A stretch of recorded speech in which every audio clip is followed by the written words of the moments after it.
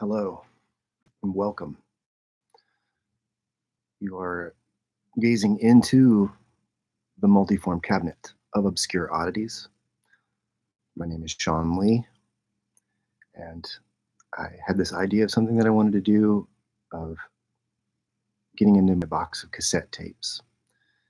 And I've pulled out a cassette tape. I think this was made in 1990. No, sorry, wrong. That was 2006. 2006. Cookie Party. See it. It's a kooky house party we were having. I'd set up a jam room in my bedroom, living in West Oakland at the time. And let's just see what we've got.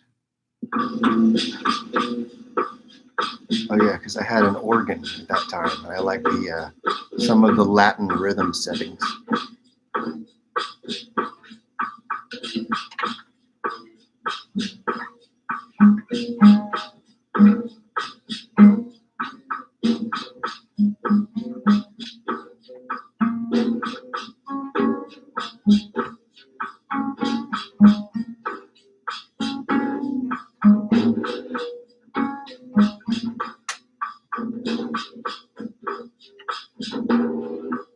Some bass, drums going on.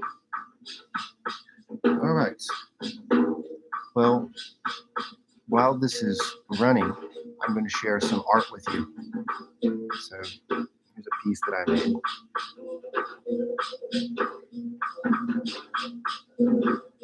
You know, I do a lot of art that's kind of like this. And people will say, well, dude, you know, it's just scribbles. But you know what? It's what's coming out. And even in this, I think there's things that can be taken out and put into a different context, different textures.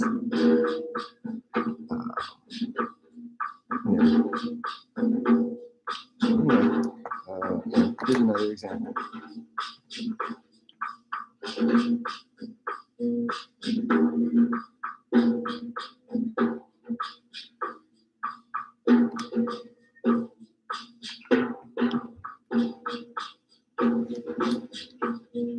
This part is from a dream. That's a dream image.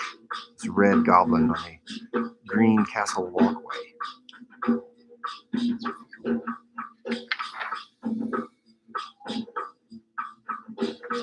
I think this sketchbook is from right around then, probably a few years later. I think maybe 2000.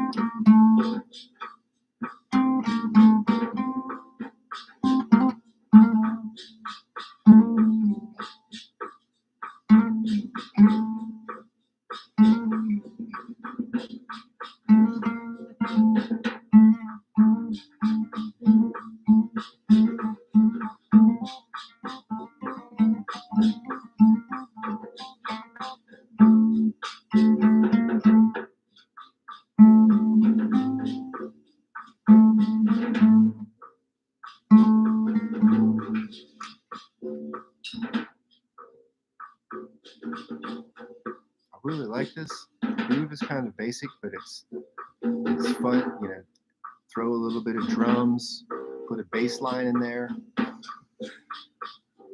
All right, now here's something that I made. Let's see, this piece of paper. Open it. Got some cutouts in there. And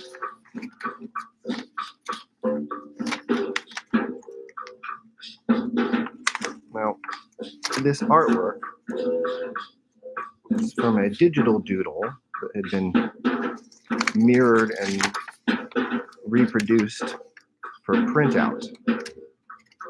And I discovered that it could be cut and folded in such a way to give it this three-dimensional effect. I've done a lot of simple pop-up book type of techniques for the whole cut and fold thing that I really like doing.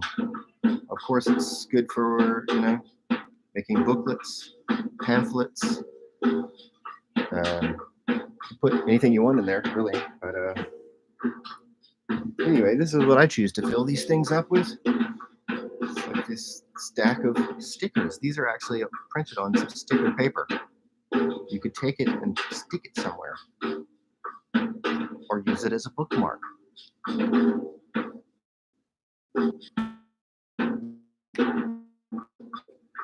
Oh, it's starting to come apart here. Come loose. Anyway, this top panel is about to come loose here. You see, in some of these are only very partially developed ideas. Some of them have a little bit more of a structure. In fact, I think this whole column is inverted now.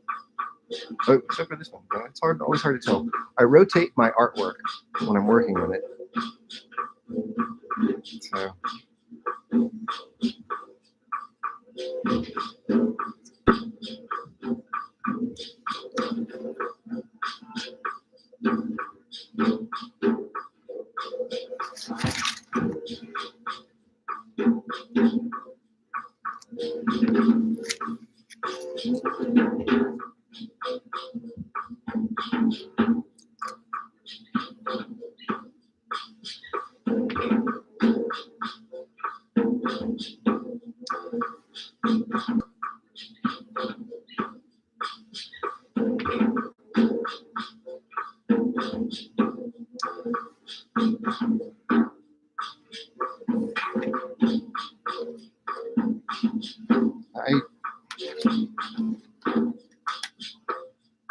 I wrote this on a letter,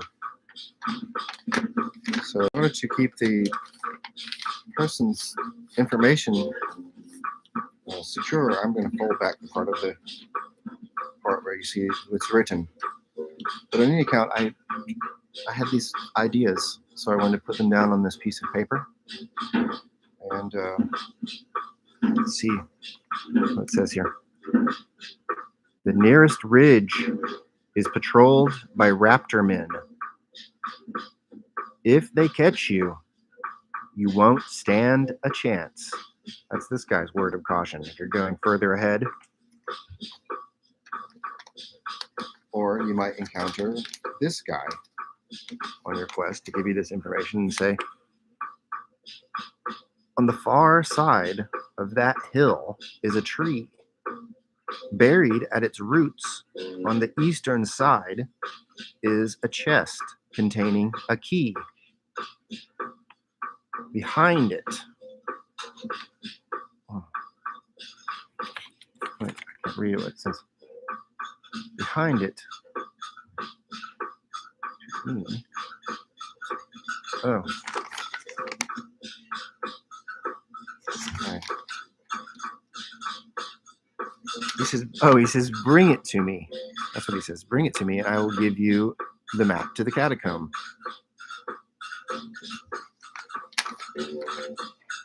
And somewhere in another sketchbook, he's saying, oh, I forgot to tell them about the beast that lives there. Well, that would have been some good information to have before we started the quest. Anyway, there's a lot more just random stuff that I had to show you for the duration of this side of the tape. The other side of the tape is blank, and I think there's something on there, but I can't remember. It's been so long since I've listened to any of my old cassette tapes. So that's kind of what my latest series is about, is busting out my old cassette tapes. Because that used to be the heart and soul of my musical development, my process. That, and I got stacks of CDs when I was more into doing my home recording and documenting of my stuff before I kind of fell off of that track. Got a lot of it. A lot of it I remember pretty well. Some of it I don't remember pretty well. But here's a sketchbook of mine from the mid-90s. I think this was probably like 96, 97 maybe. I was really into like doing Celtic spirals and knotwork and everything, key patterns.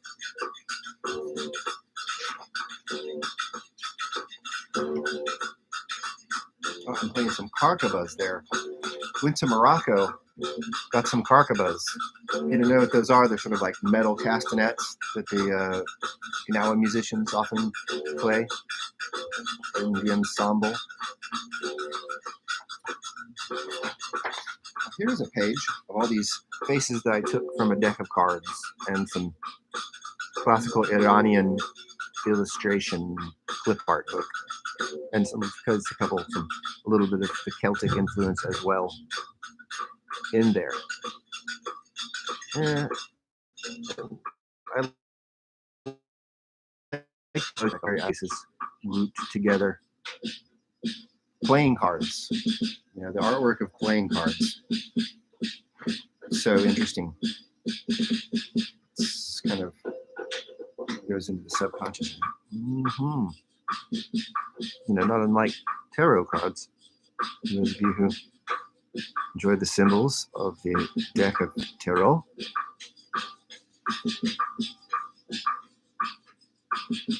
Kulain, that was my Celtic nom de plume. Je ne parle français, but people kept calling me Kool-Aid, though. I didn't like that. You can see that some of the artwork from the Codex Borgia, Mesoamerican, pre-colonial.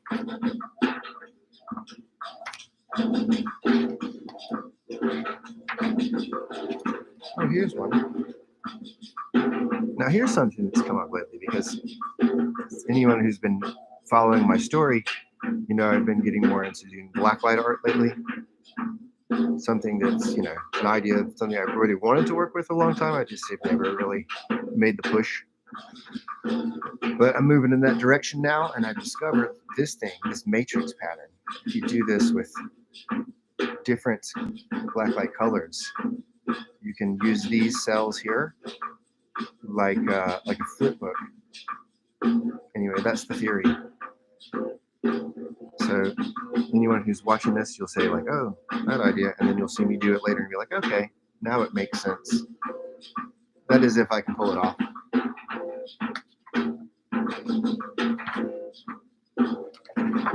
This total random ballpoint pen strokes is all over a page with no previous like thought of what I'm trying to do. Just kind of let it come out.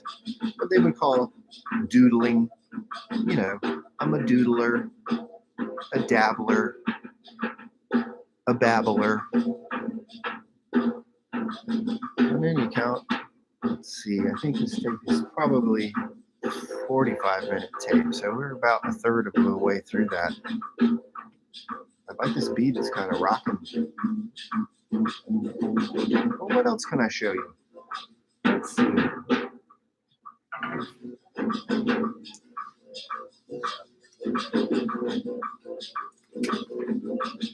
Here we go. It's a bunch of random loose pages that I have in a stack. You don't see as much of this stuff because, well, it's not in my sketchbooks. So,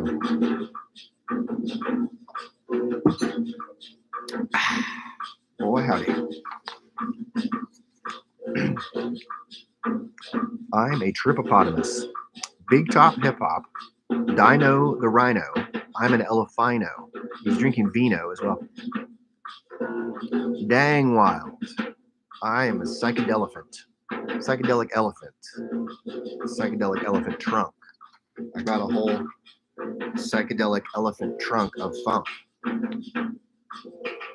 That was what I was claiming at the time. Psychedelic. Hocus Pocus. See, I was really into, still am, but Baby Gramps. I don't know if you guys know Baby Gramps. Check him out. He's a really cool old picker. You know, elder from, I believe he's from Seattle originally. But, yeah. Okay. And I got this thing here. This was an idea I never did too much with, but, and for those of you, I was mentioning the whole cutting and folding thing earlier. If you take this one and go, you get this. It's a pamphlet. See? You follow it. Road you can go. But really, the only way you can progress is to go forward. So you see, I think that one doesn't line up properly. Could have made that one line up better, but anyhow, basically, these, you see, going forward this way.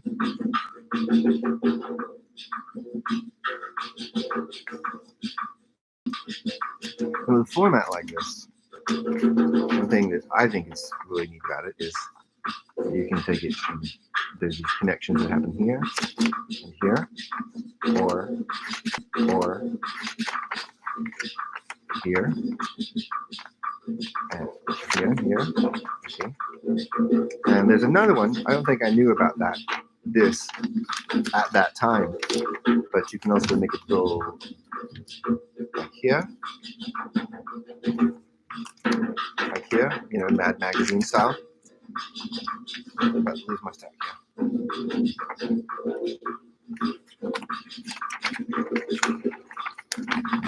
You can do, if you like Mad Magazine, you can use some like Mad Magazine crossover like that. There's also, you can have it meeting up on the backside, overlapping on the secret passageway. And yeah, I think that's it. Oh, there's one more. Oh yeah, you can get it going like that.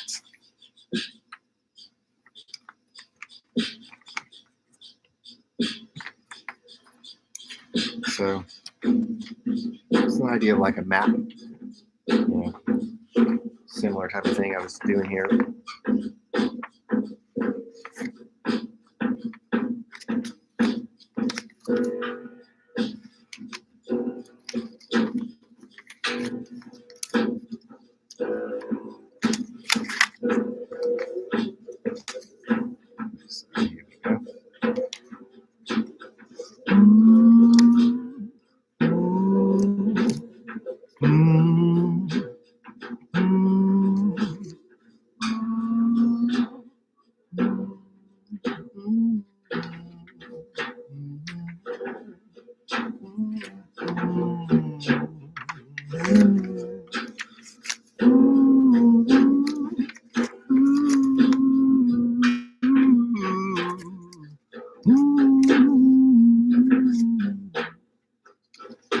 these ideas, you know, different things, different times.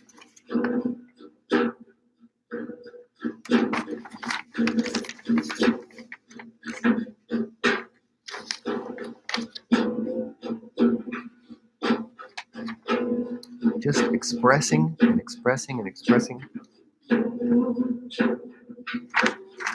What does they say? Monster Party 337.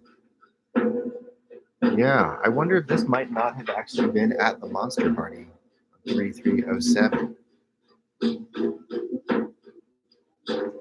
Maybe. I don't think it was actually. I think this was earlier.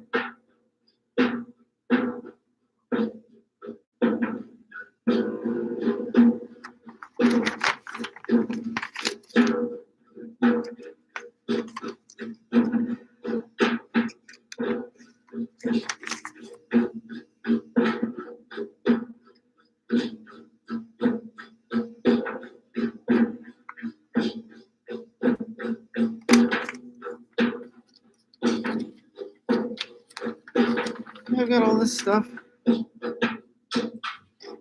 Hardly ever show it to anyone, so that's part of what I'm doing here. You know, I mean, I made it all. Yeah, some of these ideas are a little half-baked. Could be followed through, create something more cohesive. Anyway.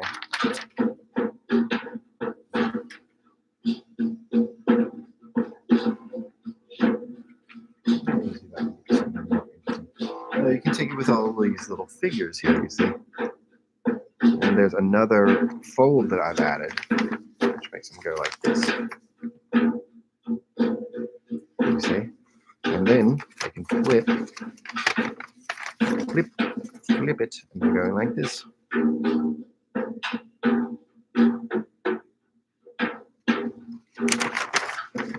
And you see,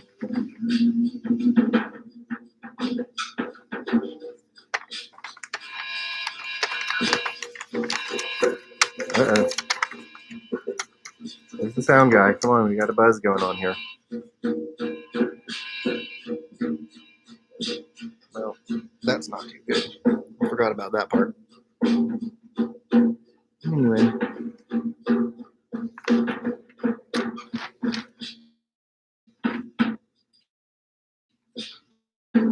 I just was having all these ideas around that time of like different ways. Like, how to make this work? How to make this work? You know, I loved Mad Magazine when I was a kid. I thought it was so cool. The artwork was always so inspiring. Of course, the humor, commentary, and whatnot.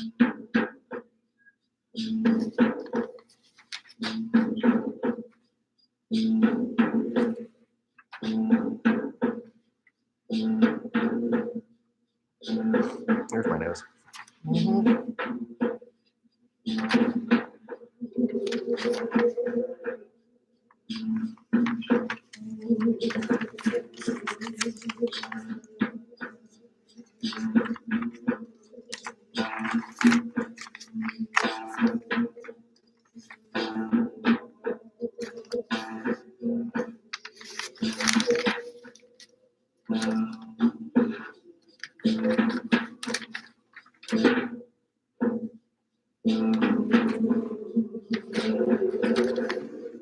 I really like this one.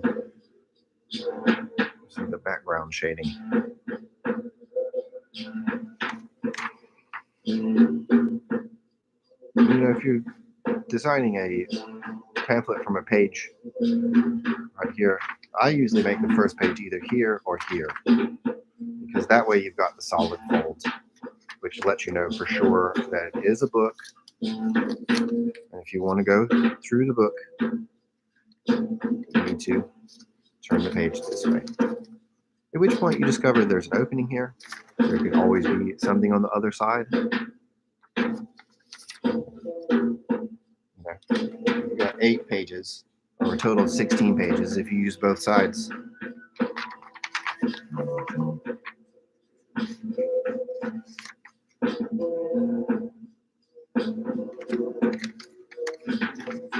You know, I just thought it was so clever when I was coming up with this stuff. I'm like, damn, I'm really onto something. I'm some kind of an artistic genius. But of course, that's my ego talking. I mean, any person should hopefully think that, if don't think you're great, at least you think you're good enough to be worthy. People make you feel like you're not worthy. I said I wasn't going to go down into that, so here we go. These flowing lines, they always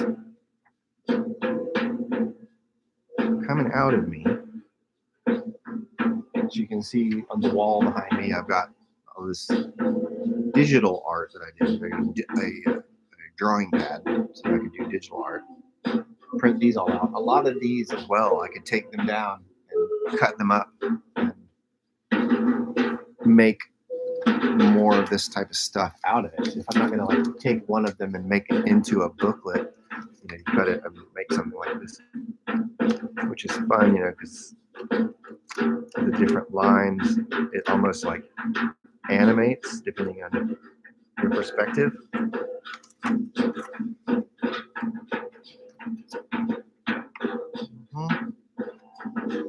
You see? So that's part of my intention. This one I really liked a lot. Posted some weird TikTok video of me doing this. Whoa, for some reason that one got a lot of attention that day.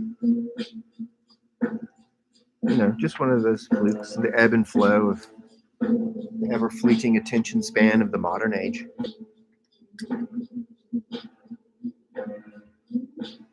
This one, see, it's got a setting on there that is a mandala setting, and this one you can see it's set to seven to 7. This one is set to 7, and I'm trying to start to read. It says, go ahead and read it to you. It says, starting at the center and working my way out can be a fun exercise in learning. Learning to write upside down. Learn to write upside down. Down as we. The lines get broken up off the edge of the page. So learn to write upside down as well as sideways. This centrifugal form of creation. It's a centrifugal form of creation. Seems to work very well. Very well. And I think I could have gone further, but I had just proceeded off of the edge of the page. So now it's made this, the original is a digital file printed out. And these are just the words that were coming off the top of my head at the time. I feel like I would be a much better artist if I had more intention instead of just always creating whatever comes out at that time. But also at the same time, I accept that about myself. I'm not going to have a lot of ideas, never knowing what they are components of in the future. This cut and fold discovery is, in a way, it's like the origami time machine. As it travels back to its point of creation from the future.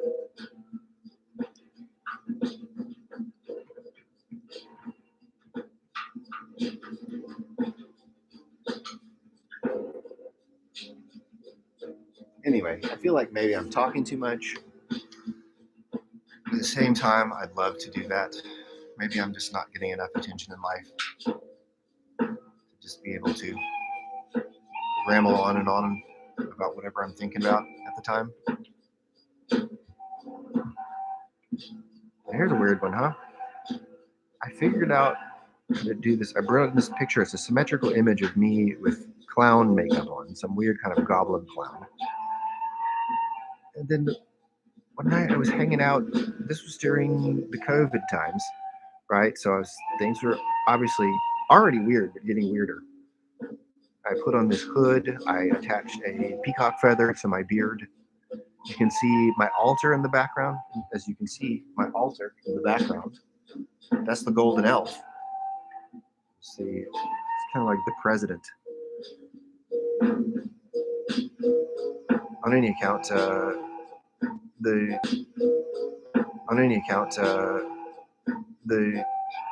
my hood and shirt are blue.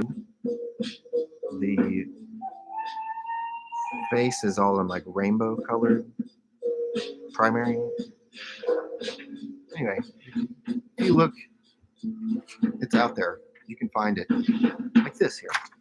It's like a butterfly shape, but it would also probably work really well if I were to take it like this and then cut along here. Cut. You can go about to the midline, so when you fold it back, it doesn't overlap.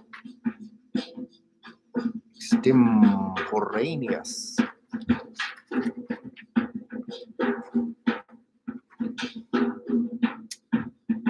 So yeah, I think it's pretty cool. Let me count more of this weird shit. See this guy. It's kind of like fashion plates. Did you ever see that one? Or was that other one where you like had the different monsters? And you can mix and match monster mashup, doing the monster mash.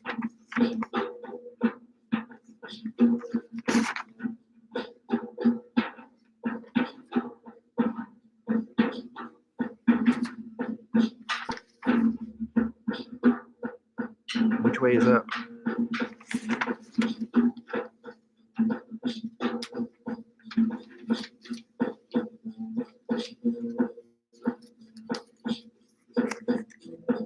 Which way is up? Dude says, oops. He's saying oops, but he's upside down, so you can't read it.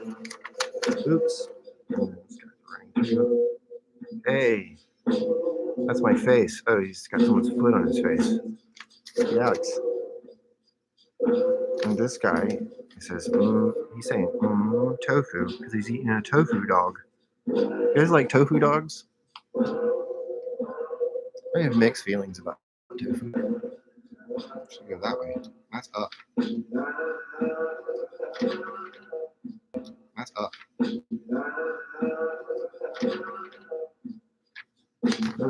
More of the same.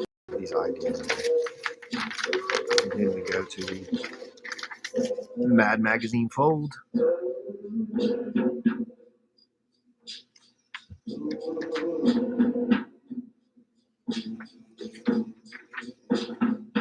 Stuff is still in pencil. I want to be sure that it doesn't show up as well. Oh, so many ideas. This is an idea I had for a structure I thought would be really cool to build. And it's like, in some way, it represents evolution. As you can see, you start, at the bottom near the ocean, there's a serpent, it's like a fish tail going up to the waist. There's stairs that go up the back of the legs, and there's a platform here. So you'd see like a person would probably find something in the relative scale, maybe about as tall as this pick here. Here, there'd be people standing around on this platform. Go up here to breast area, there's a pair of wings that go out. These should probably be aesthetic and not load bearing. And there's a platform that goes up here to this that represents, higher consciousness or whatever. And that's where you go up and, if you're like a Burning Man or something, that's where you go to watch the burn.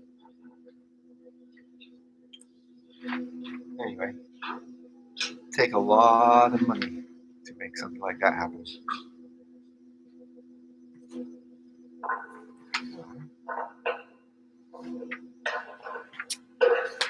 It's a study in hobo symbols. Those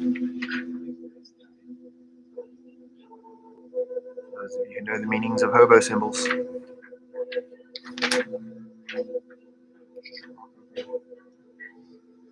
Let's see, 35. We've probably got about 10 more minutes on this tape. So I'm just going to keep going. More of the same. You're following my story. You know that I have many things to show you. So I had to get to all of them. A lot of this stuff is like,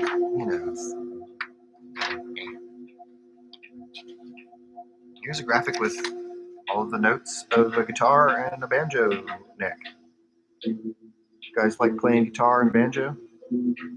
I sure do.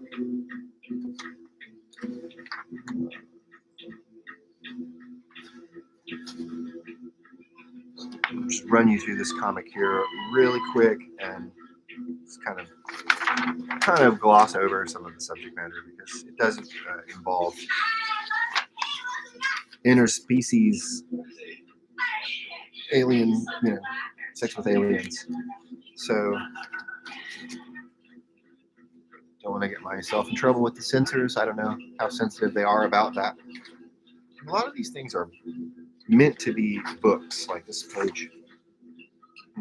Front page, back page. Take it and cut it into 4 panels, staple it in the middle. Got a book. I made so many of these. I thought it was such a cool idea. If you take something like this, and this was before I had figured out all the cut and fold stuff, but you can make a 32-page mini book out of 1 page. I learned that one from the Mobius Kid. He was distributing his poetry in these tiny little books. And they had such interesting names. I've got like so many of these. Probably never going to put them out. I think I got some like typos and stuff in here. Whatever, man. I showed this artwork to a friend of mine. He says, this guy, he looks like maybe he's not in the best place because you can see there's dirty laundry, there's cans in his bin, there's a fly flying above it. But if you can see past that, you can see books, you can see his banjo, his guitar, his keyboard, all the sketchbooks going through his like compact discs. He's got a drum kit by his hand, and in the background there's a computer and a stack of CDs, original CDs, and DVD, a VCR, stereo, and up above his head is this flower, and it's sort of like a daffodil-shaped flower. For those of you who know me, who know the significance of the daffodil, to my past specifically, rising above it all and gazing into this sort of cosmic matrix, these circular matrices, which is probably based on the design of, if I'm saying this right, it's Leonardo da Vinci's Garden of Infinite Paths, which is a circle with 12 rays. I'm saying this right, it's Leonardo da Vinci's Garden of Infinite Paths, which is a circle with 12 rays and paths that intersects, making little diamonds where the greenery is growing. And if you start on one path and you begin walking in one direction, eventually you'll walk through every path of the matrix. Little goblin characters, And these are based on some classical design that I am unfortunately unable to properly credit, but I might be able to hunt it down. My Ink Fiend, and this is designed to be cut and fold.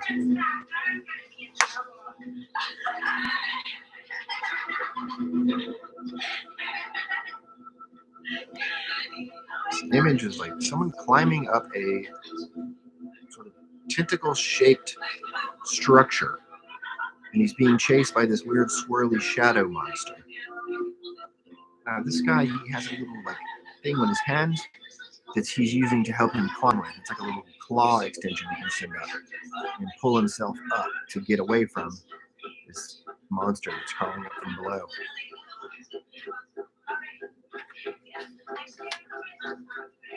A lot of weird visions. Like, where's all this stuff coming from? Now, here's one that I made. Now, this one is an 11 by 17 page. And the cut here is in the middle so that it can fold up.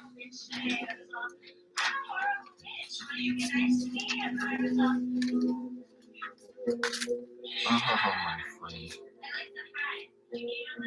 Oh, and this was supposed to be a companion for a CD that was called Blow Up Your Voice.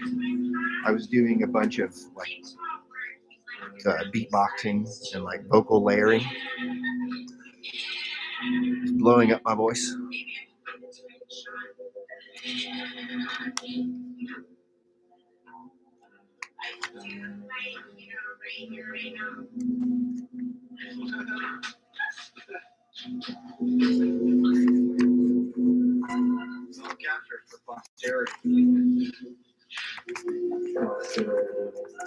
Posterity.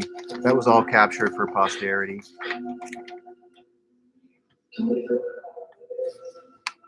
These are all originally, I think, from my half-page sketchbooks that I like to carry around at the time. Let's see if I've got a date on here. Oh, I put this together in the year 2010. Somewhere there's the CD that goes with it, and I'll probably just like coincidentally find that. Oh, and here you see this plate, a plate that I made. You can see it's got the cutout photocopies.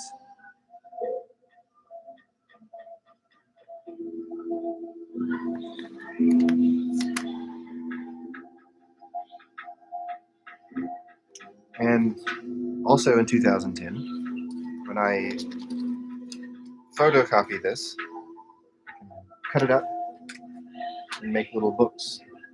My multi-folding What's It? That's what I called it. Oh, and this is another CD companion plate for my CD Ink Stroke and Waveforms. I did this one in 2009. And, you know, I put out a few of these homemade CDs. Some people said they really liked it a lot. Other people kind of said it wasn't my best work. But you know what? I love all the work that I made. It's got the track listings of which song was on the CDs. The companion. Right. And I think those are some good songs. Some people didn't like this much, but anyway. Just can't seem to be satisfied for some reason. Keep having to do this. And then here's the plate. I think this is the plate that I used to make Blow Up Your Voice, but it could be anything else. You know, if I wanted to take it and write some more words. I think I did this one in like early 90s, probably like 1990, 91. Came up with this idea. I met this kid traveling. He did all this cool symmetrical artwork, and this was sort of like being inspired by someone else's artwork. But people around me were like, "Whoa, that's such a cool design, man." It definitely would need to be cleaned up, but it could be cool. You know, put it on like a t-shirt or something. Not on the breast. Just from a book that I made. I think this one was, I can't remember. I think it might have been volatile paper. Here's another one, Star Beast. I had this idea for Star Beast, and I wrote a song about it, and we performed that song in my band's Majestic Beast, and the band with 1,000 names. And as you can see, it's a combination of Leonardo's man, right, on the pentacle, and Diomedes, combined together with other mystical symbols. I'm really like symbols, mystical symbols, because they have attributed such significance to them that gives them power.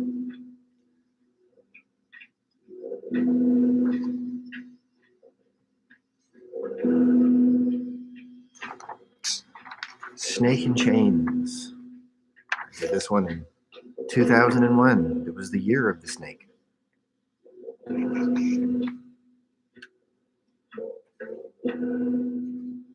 I had this project that was called Soma Drone.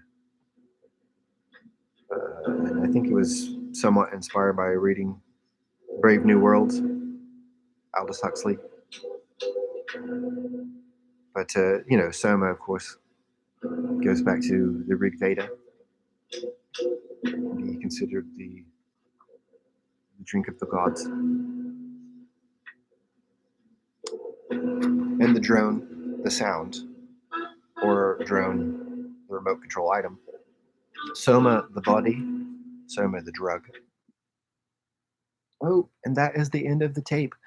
Awesome. Well, this has been a pretty cool session here. So hopefully, if any one of y'all has seen this and would enjoy it, let me know in the comments and carry on.